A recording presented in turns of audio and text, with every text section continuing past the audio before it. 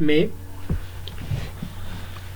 मैंने एक वादा किया था कि कुछ हो या ना हो, लेकिन इस वर्ष कुछ नए कवियों की कविताओं का वाचन करूंगा और उसे सोशल मीडिया से लेकर के यूट्यूब चैनल तक प्रस्तुत करने की कोशिश करूंगा।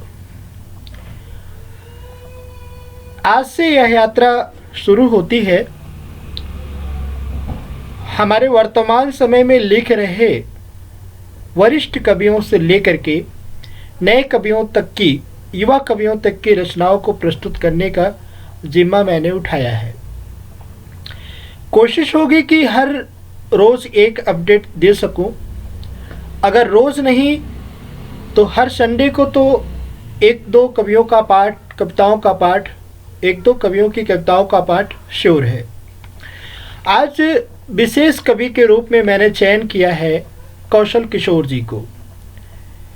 कौशल किशोर जी एक लंबे समय से कविताओं का सृजन करते आए हैं।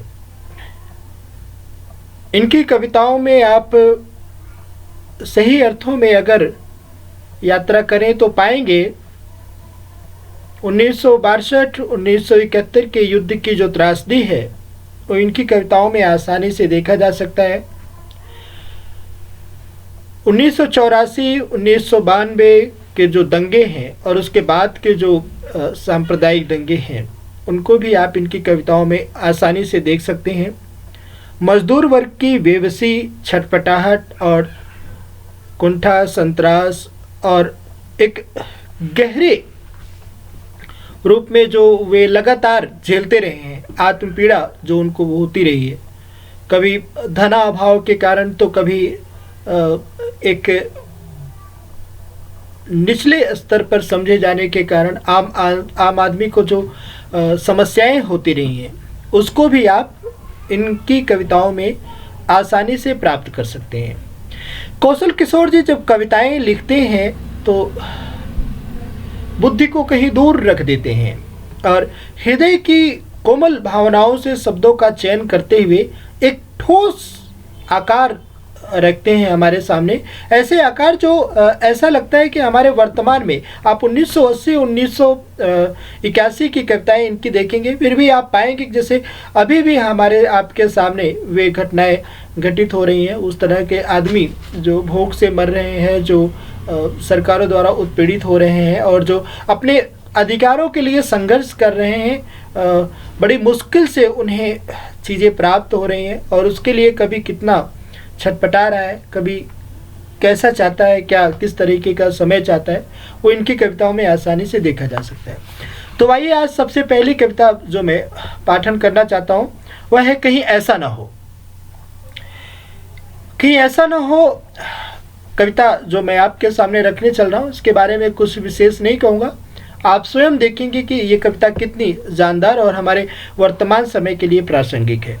देखिए, मुझे सपने तो आते हैं मगर बगल में लेटी पत्नी की बाहों के बेजान घेरों, सूखी छातियों और मांसहीन कमर का आभास नहीं होता। गोरियों के गुनगुनाने का स्वर दूर, बहुत दूर तक कहीं सुनाई नहीं पड़ता। मुझे सपने तो आते हैं मगर बगल में लेटी पत्नी की बाहों के बेजान घेरों, सूखी छातियों और मांसहीन कमर का आभास नहीं होता। गोरियों के गुनगुनाने का स्वर दूर, बहुत दूर तक कहीं सुनाई नहीं पड़ता। दिन भर की थकान जब मुझे थपकियां देकर सुला देती हैं, दिन भर की थकान जब मुझे थपकियां देकर सुला देती हैं तो सपने में खाकी वर्दीधारियों के मजबूत बूटों और डंडों की आवाज़ में किसी खूंखार जंगली जानवर के दहाड़ने का स्वर सुनाई पड़ता है। किसी खूंखार जंगली जानवर के दहाड़ने का स्वर सुनाई पड़ता है। अपनी भूखी अतड़ियों में ऐंठन ही नहीं दर्द भी महसूस करता हूँ। अपनी भूखी अतड़ियों में ऐंठन ही नहीं दर्द भी महसूस करता हूँ। मेरे जवान शरीर को पुलिस की लाठी व गोली छत बिछत कर देती है। धुंध भरे चौराहे पर प्रजातंत्र मेरे पेट में घोंप देता है राष्ट्रीयता और देशभक्ति का एक तेज छुरा। धुंध भरे चौराहों पर प्रजातंत्र मेरे पेट में घोंप देता है राष्ट्रीयता और देशभक्ति का एक तेज छुरा, और सुबह से पहले ही इस देश का समाजवाद अपने काले हाथों से ढक देता है उन्हें। तभी उसी छत बिछत शरीर को समझ बम व हथगोले फेंकने लगता हूँ। तभी उसी छत बिछत शरीर को समझ बम व हथगोले फेंकने लगता हूँ। खाकी जानवरों की जमात पर रक्त लगी हथेलियों को देर तक रगड़ता रहता हूँ गांधी जवाहर के चेहरे पर। बापू, मैंने कभी तुम्हारे आदर्शों को दफनाने की कोशिश नहीं की। बापू, मैंने कभी तुम्हारे आदर्शों को दफनाने की कोशिश नहीं की। संविधान के किसी पन्ने को फाड़ा नहीं, मैंने तो सिर्फ अपना अधिकार मांगा था। मैंने तो सिर्फ अपना अधिकार मांगा था, और अब जाना कि अधिकार मांगना भी जुर्म है तुम्हारे देश में। अब जाना कि अधिकार मांगना भी जुर्म है तुम्हारे देश में।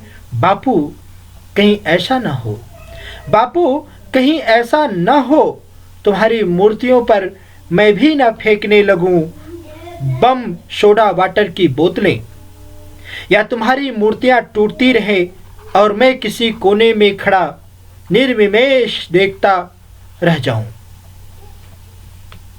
मुझे सपने तो आते हैं, मगर बगल में लेटी पत्नी के बेजान घेरों, सूखी छातियों और मांसहीन कपर का आभास नहीं होता। गोरियों के गुनगुनाने का स्वर दूर दूर तक कहीं सुनाई नहीं पड़ता। एक कविता और कौशल किशोर जी की है, यह भी सुनने लायक है। और अब कविता की क्या स्थिति है आप देखें। सफेद पोशों के खौफनाक पंजों के निशान कुर्सी व गद्दों पर अब भी साफ हैं, साफ साफ देखता हूँ। सफेद पोशों के खौफनाक पंजों के निशान कुर्सी व गद्दों पर अब भी साफ हैं, साफ साफ देखता हूँ। सरकारी इमारतों के अंदर ही इस देश का गला रेता जा रहा बेरहमी के साथ। कानून टापता है सिर्फ गंदे नालों में। कानून टापता है सिर्फ गंदे नालों में, बौने कीड़ों के बीच गंदी फैलाने को रोज रोज। और देशभक्त रंग बिरंगे तेवर लिए अपने अपने खेमों में बेतहासा हाँफ रहे हैं, एक दूसरे से चिपके हुए। सफेद पोशों के खौफनाक पंजों के निशान कुर्सी व गद्दों पर अब भी साफ है, साफ साफ देखता हूं। और अब वे अपने ही हाथों गला घोट आत्महत्या कर लेंगे, भूख से मर जाएंगे या गोलियों के निशान बना दिए जाएंगे। तो ये आज की दो कविताएं कौशल किशोर जी की हमने आप सबके सामने रखी। यदि समय मिला तो कल फिर उपस्थिति होगी, अन्यथा संडे के दिन तो हर एक कवि की एक दो कविताएं को आपके सबके सामने रखने की कोशिश है। आशा है कि आप सबको ये चीज़ें पसंद आएंगी। ज़्यादा धन्यवाद।